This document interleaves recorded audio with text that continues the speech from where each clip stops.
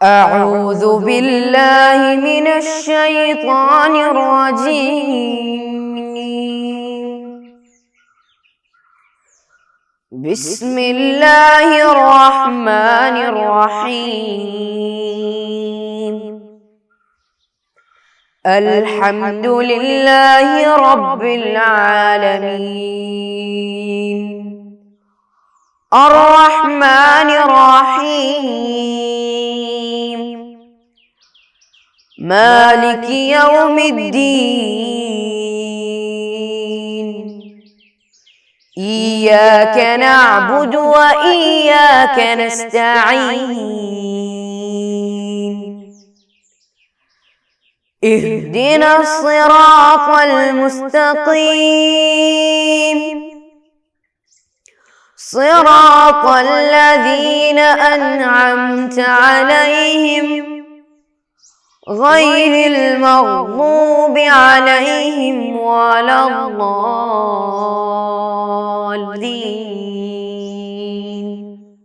آمين. അസ്സലാമു അലൈക്കും വറഹ്മത്തുള്ളാഹി വബറകാതുഹു. മാഷാ അല്ലാഹ്, എല്ലാവരും വളരെ സന്തോഷത്തിലാണല്ലോ. ചായ കുടിച്ചോ? മാഷാ അല്ലാഹ്. വീട്ടിലൊക്കെ റാഹത്തന്നല്ലോ എല്ലാവർക്കും? ആർക്കും അസുഖമൊന്നുമില്ലല്ലോ? റാഹത്തന്നല്ലേ? കുടുംബത്തിലൊക്കെ റാഹത്തന്നെ? വേറെ എന്തൊക്കെയാണ് പുതിയ വിശേഷങ്ങളൊക്കെ? ഇപ്പോൾ സുഖം. പഠിക്കലൊക്കെ ഉണ്ടോ എല്ലാ വിഷയങ്ങളും? അല്ലേ, പഠിക്കലൊക്കെ അല്ലേ? മാഷാ അല്ലാഹ്, നല്ല കുട്ടികൾ. അപ്പോൾ നമ്മളെ താരീഖിലെ നമ്മളെ പാഠം തീരാൻ പോവാണ്. ഇതോടുകൂടി നമ്മൾ ഈ പാഠം തീരും. പുതിയ പാഠം ഇൻഷാ അല്ലാഹ് അടുത്ത ക്ലാസ്സിൽ നമുക്ക് തുടങ്ങാം കേട്ടോ. അപ്പോൾ നമ്മുടെ പാഠം തീരാറായി നമ്മൾ പറഞ്ഞു. പക്ഷെ ഇതുവരെ പറഞ്ഞൊക്കെ ഓർമ്മ ഉണ്ടോ നിങ്ങൾക്ക്? അത് മറന്നുപോയോ? ഓരോ ദിവസം എടുക്കണോ, വന്ന് വൈകുന്നേരം ആകുമ്പോഴത്തേനും മറക്കുമോ? അങ്ങനെ ഉണ്ടോ? അല്ലല്ലോ, ഓർമ്മല്ലേ അല്ലേ? എന്താ നമ്മൾ എടുത്തിരുന്നത്? നമ്മൾ ഇന്ത്യയിലുള്ള ഭരണകൂടങ്ങളെ കുറിച്ചാണ് സംസാരിച്ചിരുന്നത്. അപ്പോൾ ഒരുപാട് കാര്യങ്ങൾ ഇതുവരെ സംസാരിച്ചില്ല. ഇന്ത്യയിൽ ഒരുപാട് മുസ്ലിം ഭരണകൂടങ്ങൾ ഉണ്ടായിട്ടുണ്ട്. അവരൊക്കെ വളരെ നൈതിയുക്തമായി, കാരണം നീതിപൂർണ്ണമായിട്ടാണ് അവരൊക്കെ ഭരിച്ചിട്ടുള്ളത്. എല്ലാവർക്കും അവരെ ഭയങ്കര ഇഷ്ടമായിരുന്നു. എല്ലാ മതക്കാരെയും അവർ പരിഗണിച്ചിരുന്നു. അതിലൊരുപാട് ആലിമ്യങ്ങളും സൂഫിയാക്കളൊക്കെ ഉണ്ടായിട്ടുണ്ട്. അതിൽപ്പെട്ട ഒരാളാണ് ബഹുമാനപ്പെട്ട ഷാജഹാൻ്റെ പുത്രനായിരുന്ന ഔറംഗസീബ് ആലംഗീരി. എല്ലാ വ്യാഴാഴ്ചയും തിങ്കളാഴ്ച നോമ്പ് വിൽക്കും. ഖുർആൻ സ്വന്തമായി എഴുതി വിറ്റാണ് ക്യാഷ് ഉണ്ടാക്കിയിരുന്നത്, സമ്പാദിച്ചിരുന്നത്, ജീവിച്ചിരുന്നത്. അല്ലേ, അതൊക്കെ പഠിച്ചു. പിന്നെ നമ്മൾ ഒരുപാട് സ്മാരകങ്ങൾ പഠിച്ചു. ഇന്ത്യയിലുള്ള പ്രധാനപ്പെട്ട സ്മാരകങ്ങളെ കുറിച്ച് നമ്മൾ പഠിച്ചു. അല്ലേ, ഇന്ത്യയിലുള്ള പ്രധാന സ്മാരകങ്ങൾ. ആ പ്രധാനപ്പെട്ട സ്മാരകമാണ് കുത്തുബ് മിനാർ. കുത്തുബുദ്ദീൻ ഐബക്കാണ് ഉണ്ടാക്കിയത്. അല്ലേ, അതുപോലെ മറ്റൊന്നാണ് ചെങ്കോട്ട. അത് ഷാജഹാനാണ് ഉണ്ടാക്കിയത് എന്നുള്ളതൊക്കെ നമ്മൾ പഠിച്ചു. ചെങ്കോട്ട ഷാജഹാൻ ഉണ്ടാക്കിയതാണ്. അതുപോലെ രാജ്യത്ത് പിന്നെ സ്വാതന്ത്ര്യവുമായി ബന്ധപ്പെട്ടുള്ള ദിവസങ്ങളിലൊക്കെ അതിലാണ് എന്ത് ചെയ്യാറുള്ളത്, പ്രസംഗിക്കാറുള്ളത് എന്നൊക്കെ പഠിച്ചു. അപ്പോൾ ഇൻഷാ അല്ലാഹ് അതിൻ്റെ ബാക്കി ഭാഗം നമുക്ക് എടുക്കാം കേട്ടോ. അപ്പം നിങ്ങളൊക്കെ റെഡി അല്ലേ? ആണോ? ആണ്. എന്നായിക്കോട്ടെ, ഇൻഷാ അല്ലാഹ് ഉസ്താദ് വായിക്കാം. നിങ്ങൾ ശ്രദ്ധിച്ച് കേൾക്കണം കേട്ടോ. കേൾക്കൂലേ? വരൽ വെച്ച് കേൾക്കണേ, ഓരോ വരിയും കേട്ടോ. ചെയ്യൂലേ? ഇൻഷാ അല്ലാഹ് ഞാൻ വായിക്കട്ടെ. ലോകത്തിലെ ഏറ്റവും മനോഹരമായ ഡൽഹി ജുമാ മസ്ജിദ് ഇവയിൽപ്പെടുന്നു. കണ്ടില്ലേ? വരൽ വെച്ചോ. ലോകത്തിലെ ഏറ്റവും മനോഹരമായ ഡൽഹി ജുമാ മസ്ജിദ് ഇവയിൽപ്പെടുന്നു. ഷാജഹാൻ ചക്രവർത്തി തന്നെയാണ് ഇതും നിർമ്മിച്ചത്.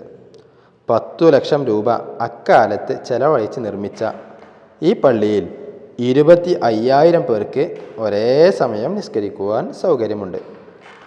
തൻ്റെ പത്നി മുംതാസ് മഹലിൻ്റെ സ്മരണക്കായി ആഗ്രയിൽ ഷാജഹാൻ സ്ഥാപിച്ച മറ്റൊരു സ്മാരകമാണ് താജ്മഹൽ. 17 വർഷം കൊണ്ട് നിർമ്മാണം പൂർത്തിയാക്കിയ താജ്മഹൽ ലോകാത്ഭുതങ്ങളിൽ ഒന്നാണ്. പ്രമുഖ ഇന്ത്യൻ നഗരമായ ഹൈദരാബാദിൻ്റെ പ്രൗഢി വിളിച്ചോതുന്ന ഒരു സ്മാരകമാണ് ചാർമിനാർ. 1591 മുഹമ്മദ് ഖുതുബ് ഷാ എന്ന ഭരണാധികാരിയാണ് ഇത് സ്ഥാപിച്ചത്. മനസ്സിലായോ? താജ്മഹൽ നിങ്ങൾക്ക് എല്ലാവർക്കും അറിയാലോ, എല്ലാവരും കേട്ടിട്ടുണ്ടാവും, ചെറുപ്പത്തിലേ കേട്ടിട്ടുണ്ടാവും താജ്മഹൽ. നോക്കിയേ, താജ്മഹലിൻ്റെ ഫോട്ടോ കണ്ടോ? മാഷാ അല്ലാഹ്, സുന്ദരം. ലോകത്തിലെ ഏറ്റവും മനോഹരമായ ഡൽഹി ജുമാ മസ്ജിദ് അവയിൽപ്പെടുന്നു. ആ താജ്മഹൽ ഉണ്ടാക്കിയ ആൾ തന്നെയാണ്. ഒന്ന് നോക്കിയേ, ഇതാണ് ഡൽഹി ജുമാ മസ്ജിദ്. ആ പള്ളി ഉണ്ടാക്കിയത്. ഡൽഹി ജുമാ മസ്ജിദ്. അത് ജുമാ മസ്ജിദാണ്, പള്ളിയാണ്. കാലങ്ങൾക്ക് മുമ്പ് ഉണ്ടാക്കിയ പള്ളിയാണ്. നല്ല രസമല്ലേ പള്ളി കാണാൻ? മാഷാ അല്ലാഹ്.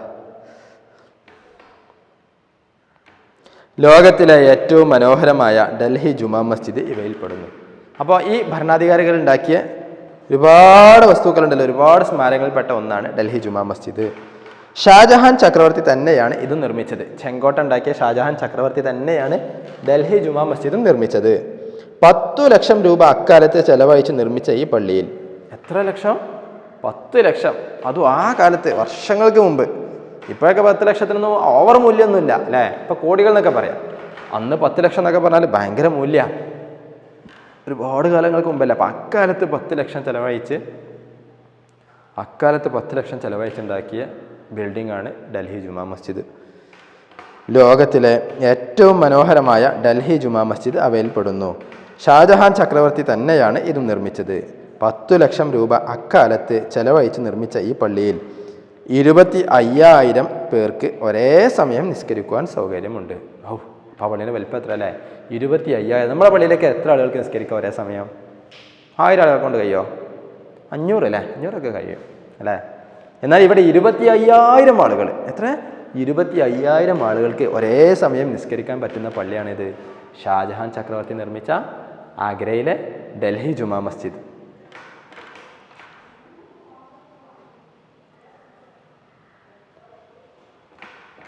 അതാണ് ഡൽഹി ജുമാ മസ്ജിദ് കേട്ടോ. ഡൽഹിയിലെ ഡൽഹി ജുമാ മസ്ജിദ് മനസ്സിലായല്ലോ. അപ്പോൾ ഡൽഹിയിലെ ഷാജഹാൻ ചക്രവർത്തി നിർമ്മിച്ച ഡൽഹി ജുമാ മസ്ജിദ് 25,000 പേർക്ക് ഒരേ സമയം നിസ്കരിക്കാൻ പറ്റുന്ന പള്ളിയാണ്. അക്കാലത്ത് 10 ലക്ഷം രൂപ ചെലവഴിച്ച് നിർമ്മിച്ച പള്ളിയാണിത്, ഡൽഹി ജുമാ മസ്ജിദ്.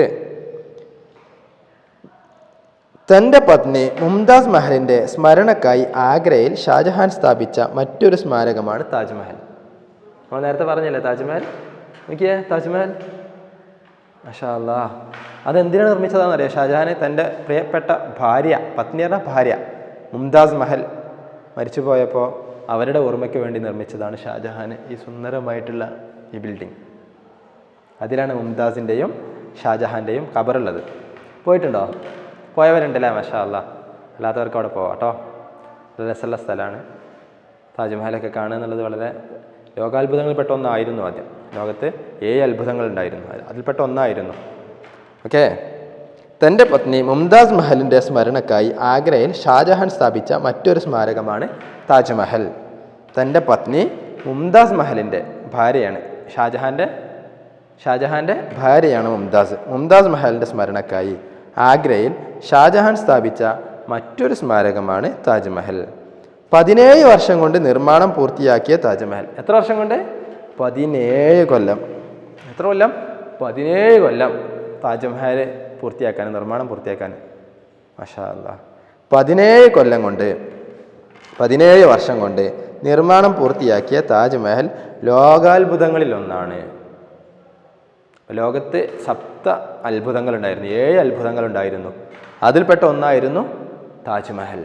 അപ്പോൾ അത്രയും സുന്ദരമാണ്, മനോഹരമാണ്, വശ്യമാണ്. മനസ്സിലായല്ലോ?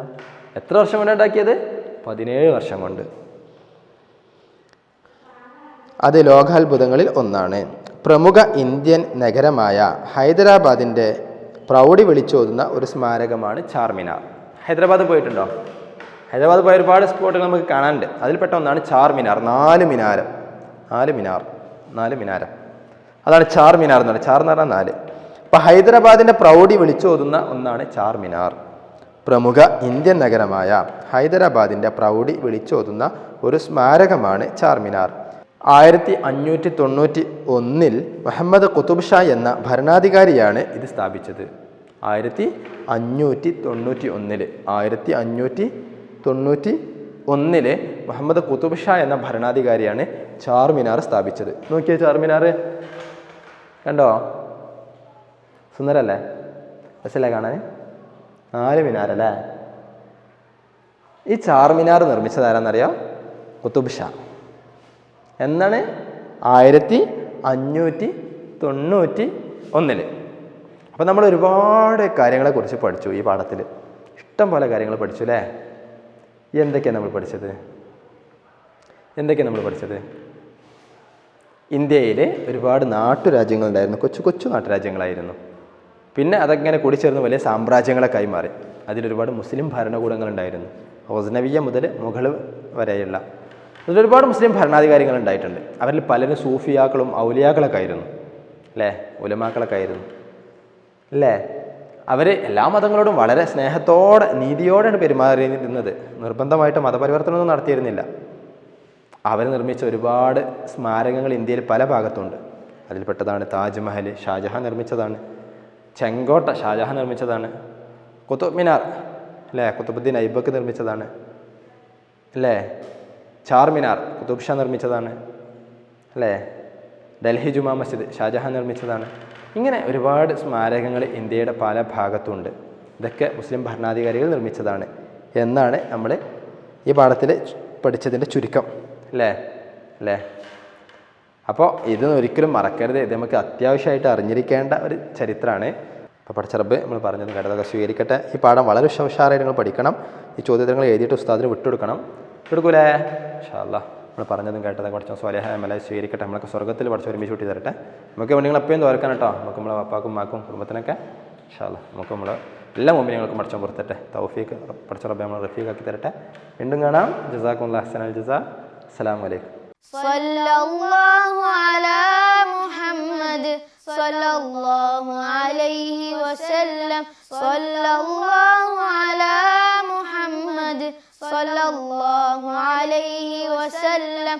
അല്ലാഹുമ്മ സല്ലി അലാ മുഹമ്മദ് യാ റബ്ബി സല്ലി